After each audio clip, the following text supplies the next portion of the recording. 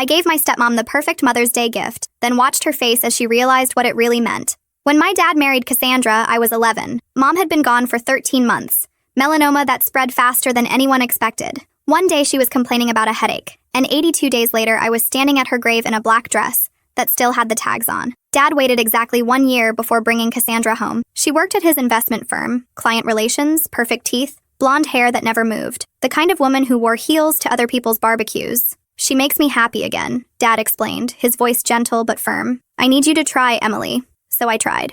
I helped Cassandra move in, carrying boxes of designer shoes to the closet where Mom's gardening clothes used to hang. I nodded politely when she rearranged our furniture, replacing family photos with abstract art that opened up the space. I even smiled when she transformed Mom's vegetable garden into a meditation patio, because growing our own food is so provincial. For 3 years, I performed the role of grateful stepdaughter. I attended her corporate events, wearing the dresses she bought me. I tolerated her friends who cooed about how mature I was for 14. I kept my grief hidden behind perfect grades and false smiles. Dad didn't notice when I stopped laughing. Too busy with Cassandra's social calendar and the new clients she brought in.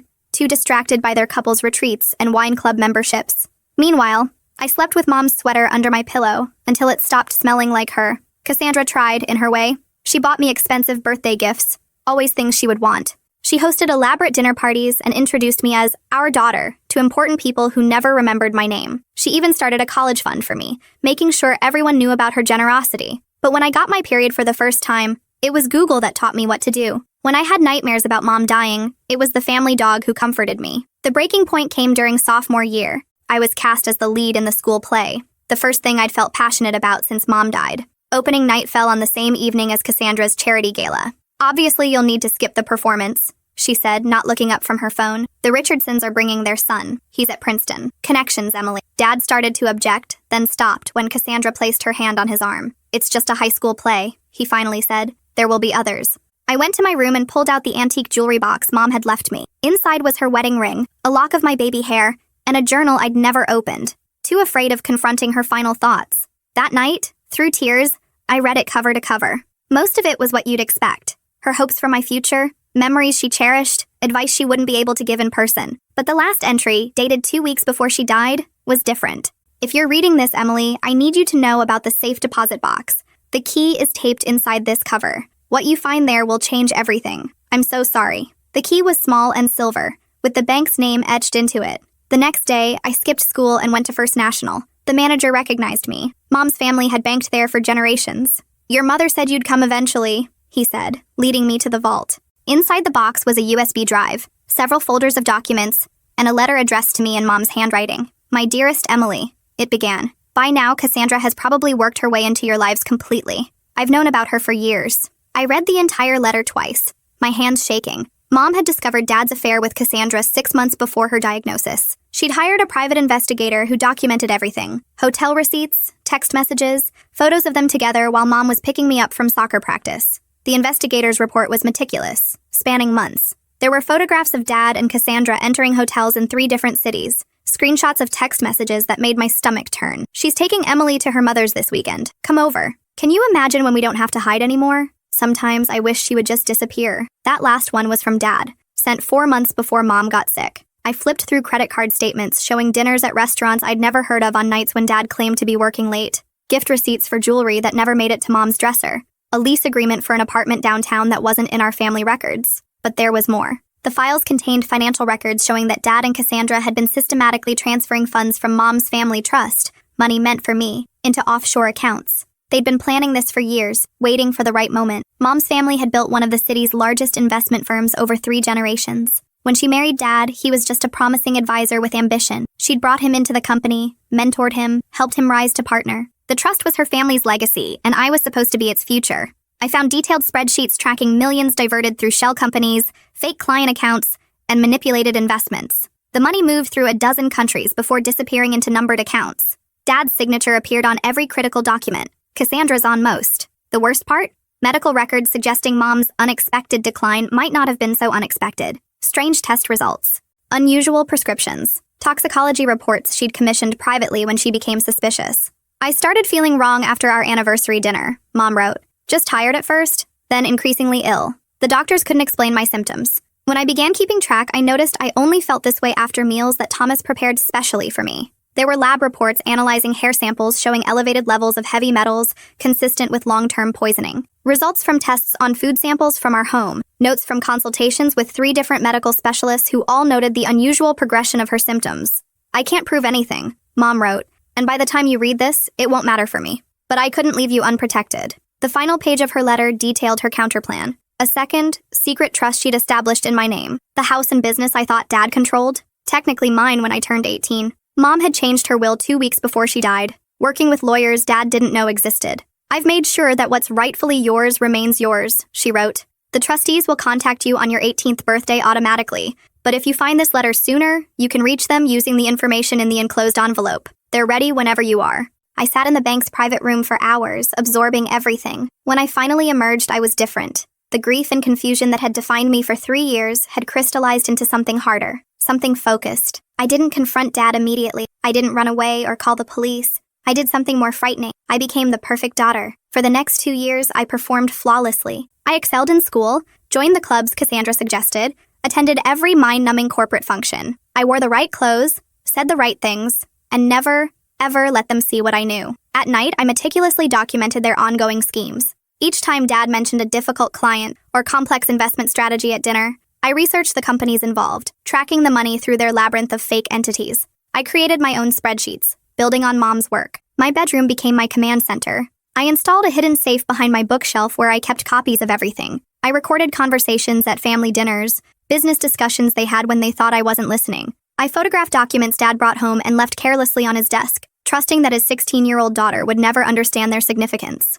6 months after finding Mom's letter, I felt ready to contact her trustees. The envelope contained 3 business cards: a forensic accountant, a lawyer specializing in financial crimes, and a retired judge who had been Mom's father's closest friend. I met them at the judge's home on a Saturday when I was supposedly at debate team practice. I told them everything over the phone, but seeing their faces as they reviewed the actual evidence was different. The accountant closed his eyes briefly when he saw the extent of the fraud. The lawyer swore under her breath. The judge looked at me with a mix of sadness and cold anger. "Your mother was one of the finest people I've ever known," he said. "What do you want to do, Emily?" I had spent months considering my options.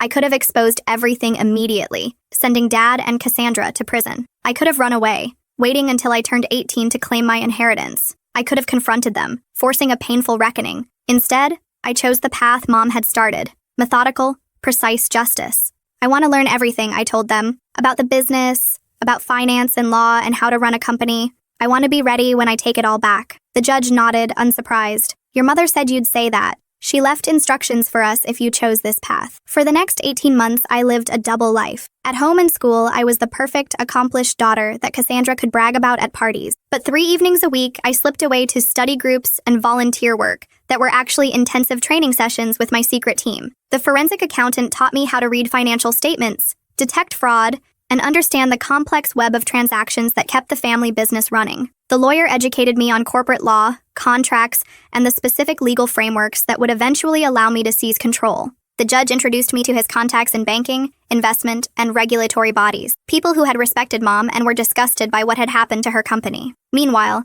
I worked with Mom's lawyers, preparing everything: the trust, the evidence, the plan. I graduated high school at 16, a year early. Dad and Cassandra were thrilled, their prodigy heading to Yale early with a full scholarship. What they didn't know was that I'd also been taking business and finance courses online, learning everything about Dad's company, about the accounts they thought were hidden. "We're so proud of you," Dad said at my small graduation party. "Just family and a few of their close friends. No one from my school. No one who really knew me. You've exceeded all our expectations," Cassandra added, her arm around my shoulder for the photographer they'd hired. "Yale early admission. The board is already excited about your future with the firm." I smiled and thanked them, knowing that in less than 2 years, I would own that board. The summer before college, Cassandra announced she wanted to adopt me legally. "You're my daughter in every way that matters," she said, touching my cheek during a lunch at her favorite overpriced restaurant. "Let's make it official before you go to college." I studied her face, looking for any sign of genuine emotion. There was a certain tension around her eyes, a calculation in the way she glanced at Dad before returning her gaze to me. This wasn't about love. It was about securing her position. An adopted daughter would strengthen her claim to the family business should anything happen to Dad. I smiled and hugged her, whispering that nothing would make me happier. "We should celebrate," Dad said, already signaling for the check. "Maybe a weekend in the Hamptons? We could invite the Prestons. Their son is at Harvard Law." That sounds perfect, I replied, thinking of the file I'd compiled on the Preston's failing software company and the mysterious infusion of cash it had received from one of Dad's shell corporations last year. That night I called an emergency meeting with my trustees. We gathered in the judge's book-lined study after I told Dad and Cassandra I was spending the night with a friend to celebrate graduation. They want me to sign adoption papers, I explained. I need to know if that affects our plan. The lawyer spread documents across the mahogany table. Actually, this could work in our favor. The adoption process requires financial disclosures. We'll get an updated picture of their assets. And it changes nothing about your mother's trust. That's ironclad. How close are we? I asked. The accountant adjusted his glasses. We've documented 67% of the missing funds, traced them through 4 countries to accounts we can identify. It's more than enough for criminal charges. And the evidence about your mother's illness? The judge asked gently. This was the hardest part for me. The possibility that Dad had not just betrayed Mom, but actively poisoned her. The medical experts we'd consulted couldn't definitively prove murder, but the pattern was suspicious enough for an investigation. We keep that separate for now, I decided. One battle at a time. As I prepared to leave, the judge handed me a small wrapped package. Your mother left this with specific instructions to be given to you when you were ready to move forward. Inside was a vintage Mont Blanc pen that had belonged to my grandfather. She used this to sign her first major acquisition, the judge explained. Said she wanted you to have it when you were ready to take back what's yours. I carried that pen with me everywhere after that night. A talisman, a promise. 2 weeks later, Mother's Day arrived. Cassandra had always made a big production of it. Expensive brunches, professional photographers to document her mother-daughter bond for social media. This year, she'd planned a garden party for 30 of their closest friends. The adoption announcement would be the centerpiece. I spent the week before carefully preparing my gift, working late into the night in my room, compiling documents, organizing evidence, crafting the perfect presentation. The irony wasn't lost on me. This was the most thoughtful gift I'd ever created for her. The morning of the party dawned sunny and mild. Perfect weather for Cassandra's carefully orchestrated event. The caterers arrived at 7, followed by florists, event planners, and a small army of staff transforming our backyard into an elegant venue that looked nothing like the wild garden Mom had loved. I found Cassandra in her dressing room, surrounded by rejected outfit options. What do you think? She asked, holding up 2 nearly identical cream-colored dresses. The Dior or the Chanel? The Chanel, I said, noticing how she immediately set aside the Dior I'd selected. I have something special for you, I told her, handing her an elegantly wrapped box with a silver bow. Oh, you didn't have to, she said, her surprise seeming almost genuine. We both knew I'd never given her a Mother's Day gift before. I wanted to, for today's announcement. She set the box aside. I'll open it later during the party. More special that way. I'd rather you open it now, I insisted. It's personal. Something in my tone made her pause. She studied my face, then reached for the box. Inside was a custom-bound book. On the cover, embossed in gold, A Daughter's Gratitude. Oh, Emily, she breathed, clearly expecting a collection of sentimental photos and tributes. Her hands trembled slightly as she opened it. The first page showed a picture of Mom, smiling from before she got sick. What is this? She asked, her voice tight. Keep going, I said gently. It gets better. Page by page, the book told the story Mom had left me. Hotel receipts, bank statements, medical reports, each carefully annotated in my neat handwriting. I watched her face transform as she turned each page, confusion giving way to shock, then anger, then fear. By the time she reached the section on the diverted trust funds, her makeup had started to run from the sweat beading on her forehead. This is absurd, she whispered, but kept turning pages, unable to stop. In the final section, details of the restructured trust, the legal proceedings already in motion, and the meeting scheduled tomorrow with the FBI's Financial Crimes Division. Those offshore accounts you and Dad set up? I said conversationally, perching on the edge of her vanity. They're not as untraceable as you thought. Did you know that 17 countries have signed new banking transparency agreements in the last 5 years? Or that electronic fund transfers leave timestamps that can be matched to your cell phone's location data? Her face drained of color. Your father and I will be very interested in the terms I'm offering, I finished, still smiling as the doorbell rang, announcing the first guests. Much better than prison, she stood, knocking over her mimosa. You ungrateful little... Careful, I whispered. Your guests are watching, and I'm still deciding whether to show them what's in Chapter 3. She glanced down at the book, still open to a page showing her text messages to Dad from the week Mom was hospitalized. Messages complaining about hospital visiting hours interfering with their dinner reservations. What do you want? She hissed, straightening her dress with shaking hands. You're going to go downstairs and host your party. You're going to smile and laugh and be the perfect hostess. And tomorrow morning at 9, you and Dad will meet me at Judge Henderson's office to discuss terms for your continued freedom. Her eyes darted around the room, perhaps looking for a way out, finding none. This is blackmail. No, I corrected her. This is justice, with a touch of mercy if you earn it. I moved toward the door. You have 30 seconds to fix your makeup. People are waiting. The party lasted 3 excruciating hours. Cassandra maintained her composure through trembling hands and a fixed smile that never reached her eyes. I played the adoring daughter perfectly, toasting her influence on my life, watching her flinch at each double meaning only we understood. Emily has been such a blessing, Cassandra told Mrs. Henderson, the judge's wife. I couldn't love her more if she were my own blood. And Cassandra has taught me so much, I added, meeting her gaze steadily, about loyalty, about consequences. Mrs. Henderson looked between us, sensing the undercurrent but unable to place it. Well, you're obviously wonderful for each other. Dad texted that he was running late from his golf game, just as well. His gift was waiting in his office. An identical book, with additional documents specific to his role in the fraud. The guests gradually departed as the afternoon waned, complimenting Cassandra on the lovely event and congratulating me on Yale. I stood beside her at the door, accepting hugs from women who smelled of expensive perfume and insecurity, shaking hands with men who'd known my grandfather but couldn't quite remember my name. Is everything all right with Cass? One of Dad's partners asked me quietly. She seems tense. Oh, she's just emotional about the adoption, I explained. Today means so much to her. After the last guest left, Cassandra disappeared upstairs. I found her 20 minutes later frantically packing a suitcase. Going somewhere?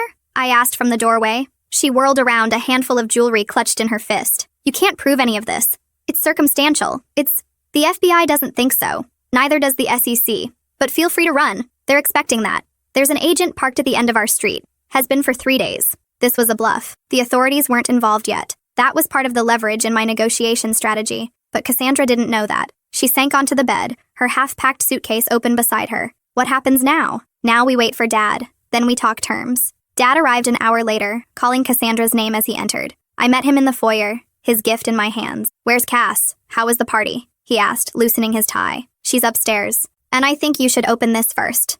I watched the same sequence of emotions cross his face as he paged through the evidence. Unlike Cassandra, he went completely silent, his lawyer's training kicking in even in shock. When he finally looked up, his expression was unreadable. Where did you get all this?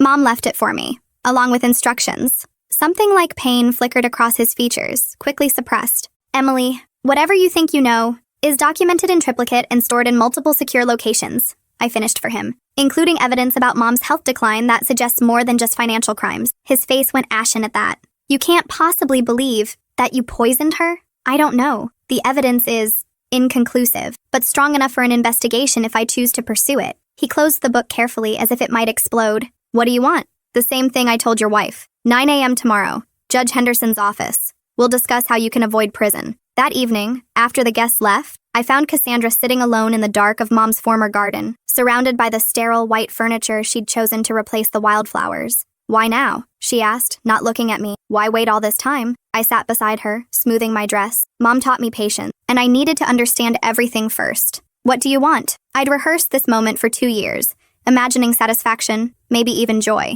Instead, looking at this woman who'd helped destroy my mother, I felt hollow. Dad transfers control of the company to me through the original trust mechanism. You both resign publicly, but continue as consultants under my supervision. The money you diverted returns to the trust. In exchange, I don't pursue criminal charges. She laughed bitterly. You're 16. You can't run a company. I'm almost 17, with a team of Mom's trustees who've been waiting for this day, and I've been training for it half my life. Dad's heavy footsteps approached across the patio. Cassandra's fingers dug into the armrests. He'll never agree. I stood, straightening the necklace Mom had left me. He already has. Check your phone. While we'd been talking, Dad had found his own copy of my Mother's Day gift. His message to Cassandra was just 3 words. She knows everything. Dad joined us on the patio, his face haggard in the fading light. You didn't have to do it this way, he said quietly. You could have come to me directly. Like Mom did? I asked. When she confronted you about the affair 4 years ago? Or when she questioned the trust disbursements? How did those direct conversations work out? He had no answer for that. The company isn't just numbers on a spreadsheet,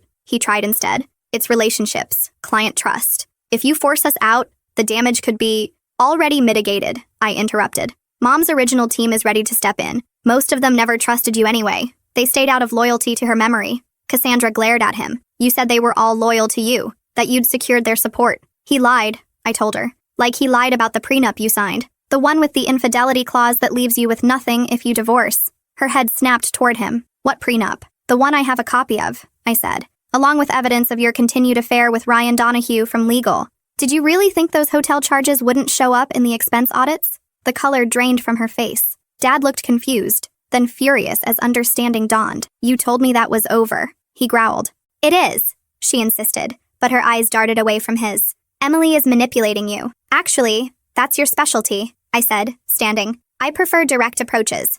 9 o'clock tomorrow. Don't be late and don't try to leave town. I have people watching the house. I left them on the patio, their angry whispers following me inside. In my room, I called Judge Henderson to confirm our meeting, then emailed the full dossier to my trustees with instructions to release it to authorities if I didn't check in by noon the next day. Sleep didn't come easily that night. I lay awake listening to their muffled arguments down the hall, the occasional sound of something breaking, a door slamming. Around 3 in the morning, I heard a car start and drive away. By dawn, the house was silent. I dressed carefully for the meeting. A conservative suit Mom had bought me for my first academic competition. Her pearl earrings, minimal makeup, professional, serious, older than my years. When I came downstairs, I found Dad alone at the kitchen island, staring into a coffee cup, still wearing yesterday's clothes. Where's Cassandra? I asked, though I already suspected. Gone, he said flatly. Took her jewelry and her car, left her phone so she couldn't be tracked. I'd anticipated this contingency. That complicates things, but doesn't change them. She's not the primary stakeholder anyway. He looked up,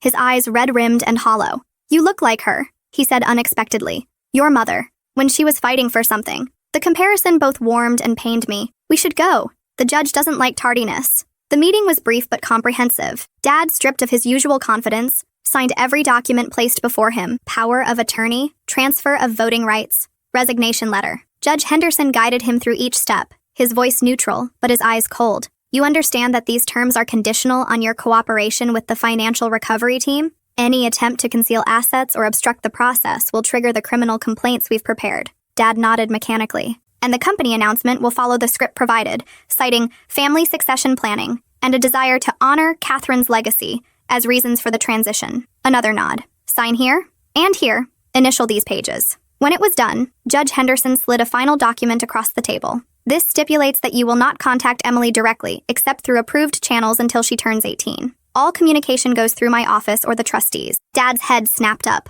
What? That's my daughter. You can't... Sign it, I said quietly, or I release the medical evidence.